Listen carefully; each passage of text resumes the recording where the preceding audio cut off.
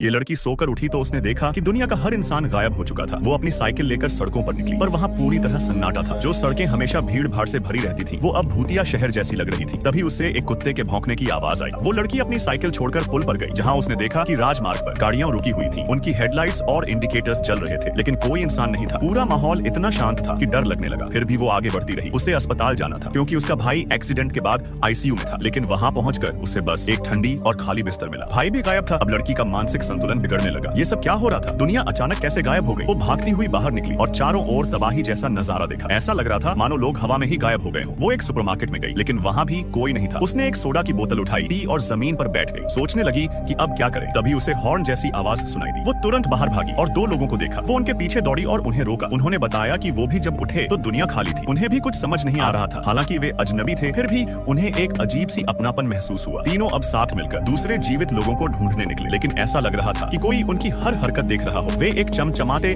Office building में पहुंचे और वहां किसी के पैरों का निशान देखा। जब वे पास पहुंचे तो देखा कि वह एक अश्वेत आदमी था। वह आदमी अजीब तरीके से व्यवहार कर रहा था और फिर अपनी साइकिल लेकर चला गया। अब उनके पास कोई और रास्ता नहीं था, तो वे फिर अपने साइकिल लेकर सुबह से शाम तक घूमते रहे। लेकिन सवाल था, जब सब गायब हैं, तो सड़क की लाइट्स क्यों जल रही हैं? वे उस रोशनी का पीछा करते हुए एक इमारत में पहुंचे, जहां ऊपर हेल्प लिखा हुआ था। जैसे ही वे अंदर गए, एक रोबोटिक आवाज कैमरे से आई, अपने हथियार नीचे रखो। उनके पास कोई चारा नहीं था। उन्होंने आदेश का पालन किया। लिफ्ट का दरवाजा धीरे धीरे खुला और उसमें से एक हैंडसम लड़का बाहर आया। पता चला कि वह भी लोगों को ढूंढ रहा था। उस लड़के ने उन्हें एक अंडरग्राउंड गैराज में ले गया, जहां कई लग्जरी कारें खड़ी थीं। वह बहुत अमीर था। उन्होंने उन स्पोर्ट्स कारों में बैठकर पूरे शहर में घूम घूम कर लाउडस्पीकर से लोगों को आवाज लगाई, लेकिन कोई नहीं मिला। 100 मील के दायरे में कोई जिंदा इंसान नजर नहीं आया।